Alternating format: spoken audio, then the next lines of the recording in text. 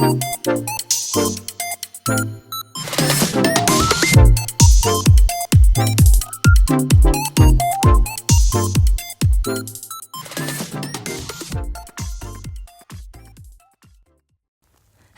ladies and gentlemen, and welcome to the Sentai Laine podcast, where I talk about Sentai shows. For whatever reason, last week, I don't think I did one. Also, I added intro music because I thought maybe it might help with the fade into the actual podcast. But, y'all tell me if you like it or not. So, basically, we're starting as usual with Kamen Rider Gav, and I don't remember exactly what happened last week. All I remember is that we discovered that Shoma was actually part of the Stomach family, and that the Stomach family was now aware of his existence. I don't think they know that Shoma is Kamen Rider Gav. I think the twins know, but I don't think anybody else necessarily knows that he's Kamen Rider. I don't even know if they know. But they are now aware of him, and they are now aware of Kamen Rider Gav. So they are trying to take precautions to make sure they can stop him. I also have to make a correction. The person I said was their father is not their father. He's actually their brother. I don't think we've actually met their father yet. I'm not sure if I made that correction previously, but yeah, I have to make that correction.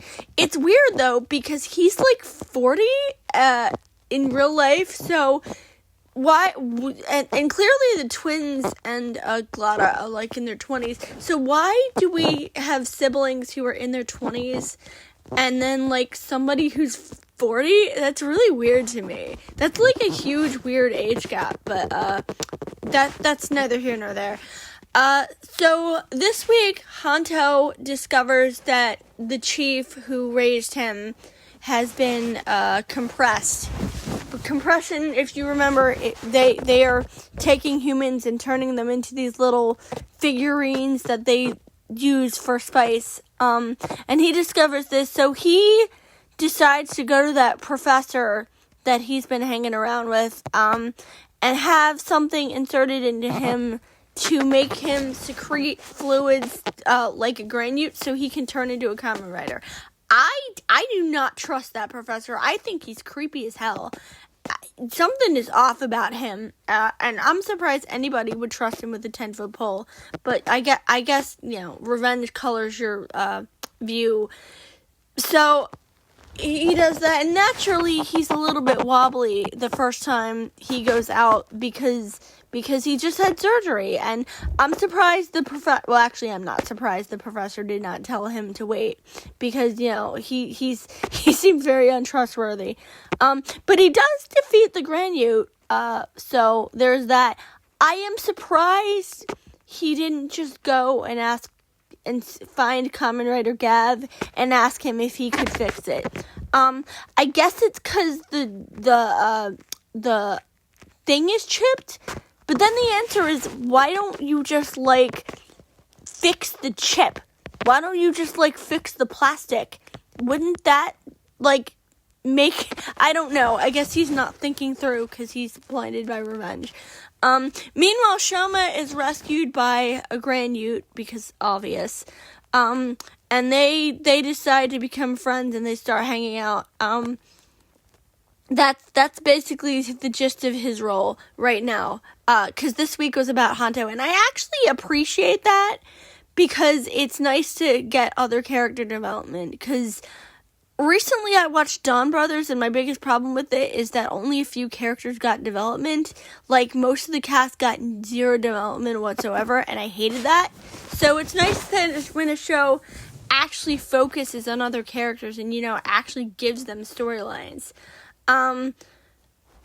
Meanwhile, in Bakuage, not much is new.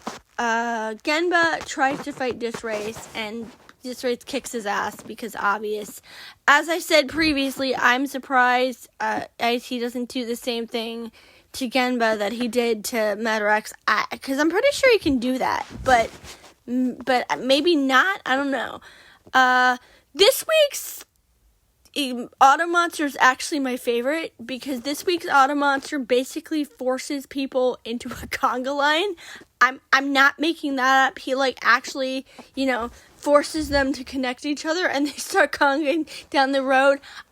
But considering he has 3 of the Bakuages, including Genba, I'm stunned he didn't just take them all to this race. I'm stunned that he didn't think of that. But it was really funny watching them all conga. And everyone's like, what the hell? They're so confused and it's great. Is there anything else? I don't think there's anything else really. Sakuda's still in the bubble. He's still in the bubble at the end, which is honestly getting really funny. But other than that, I don't think there's anything else. No, that's basically it. So yeah, I will see y'all next week.